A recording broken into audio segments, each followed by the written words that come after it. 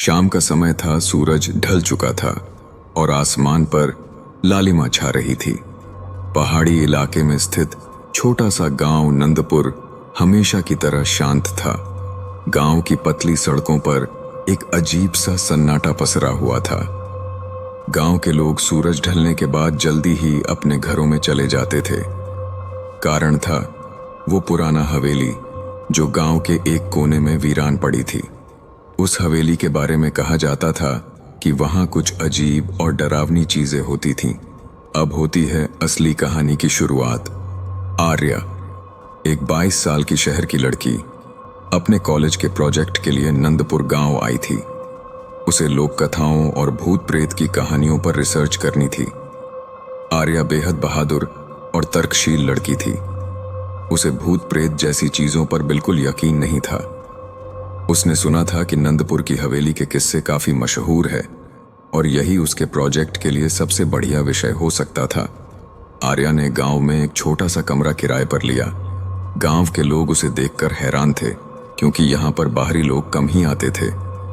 आर्या ने हवेली के बारे में गांव वालों से पूछताछ करनी शुरू की, लेकिन हर बार उसे चुप्पी और डर भरी निगाहों का सामना करना पड़ा। बेटिया, उस हवेली का नाम भी मत लेना, वहां मौत का साया है, गांव की बूढ़ी अम्मा ने चेतावनी दी। लेकिन आर्या ने ठान लिया था कि वह इस रहस्य को सुलझाकर ही मानेगी। रात का समय था। आर्या अपने कमरे में बैठी पुरानी किताबों और दस्तावेजों को खंगाल रही थी। उसे पता चला कि वह हवेली एक जमाने में राणा साहब की थी, जो गांव के सबसे अमीर और शक्तिशाली व्यक्ति थे। उनकी बेटी अनामिका एक खूबसूरत लेकिन दुखी आत्मा थी। कहते हैं कि अनामिका ने उसी हवेली में आत्महत्या कर ली थी, लेकिन कुछ लोग यह भी कहते थे कि उसे मारा गया था। आर्या के अंदर जिज्ञासा और बढ़ गई। अगली सुबह वह अपने कैमरा और नोट्स लेकर हवेली की ओर निकल पड़ी। हवेली के पास पहुंचते ही उसने महसूस किया कि वहां का माहौल वाकई अजीब था। बड़े बड़े दरवाजे, टूटे हुए खिड़की के शीशे और दीवारों पर उगाई लताएं, सब कुछ किसी डरावने दृश्य जैसा लग रहा था। आर्या ने तय किया कि वह हवेली के अंदर जाएगी और वहां पूरी रात बिताएगी।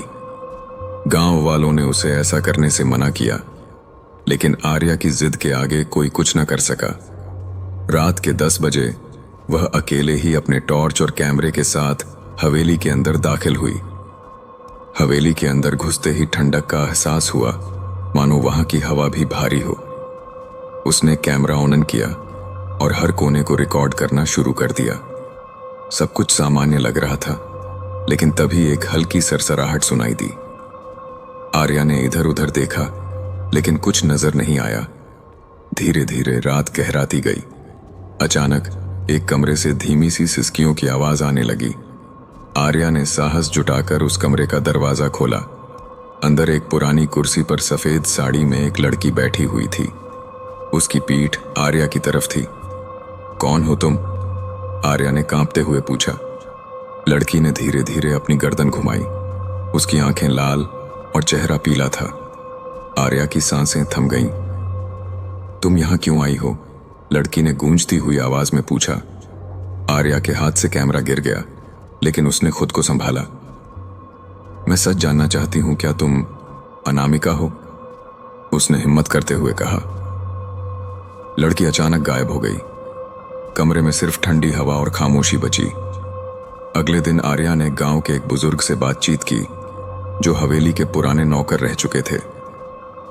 उन्होंने बताया कि राणा साहब ने अपनी बेटी अनामिका की शादी जबरदस्ती एक क्रूर जमींदार से तय कर दी थी।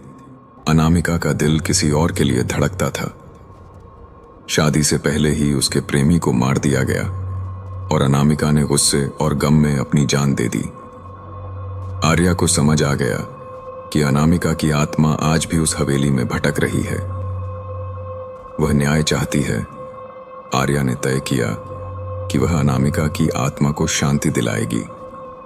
उसने पंडित जी से सलाह ली और एक विशेष पूजा का आयोजन किया। रात को पूजा शुरू हुई। अनामिका की आत्मा फिर से प्रकट हुई। उसने रोते हुए कहा, मैं बस अपने प्रेमी के साथ रहना चाहती थी, मुझे इंसाफ चाहिए। पूजा खत्म होते ही हवेली की दीवारें कांपने लगीं और एक तेज रोशनी के साथ अनामिका की आत्मा वहां से चली गई। हवेली अब शांत थी। आर्या ने अपना प्रोजेक्ट पूरा कर लिया और गांव वालों को यह भरोसा दिलाया कि अब हवेली में कोई डरावनी ताकत नहीं है। नंदपुर गांव में फिर से खुशहाली लौट आई। लेकिन आर्या के लिए यह अनुभव हमेशा उसकी जिंदगी का सबसे डरावना लेकिन यादगार सफर बन गया। दोस्तों, आपको हमारी कहानी कैसी लगी? कमेंट बॉक्स में जरूर बताएं और इसी तरह की कहानियां देखने के लिए हमारे चैनल को सब्सक्राइब करें और बेल आइकन को प्रेस करें।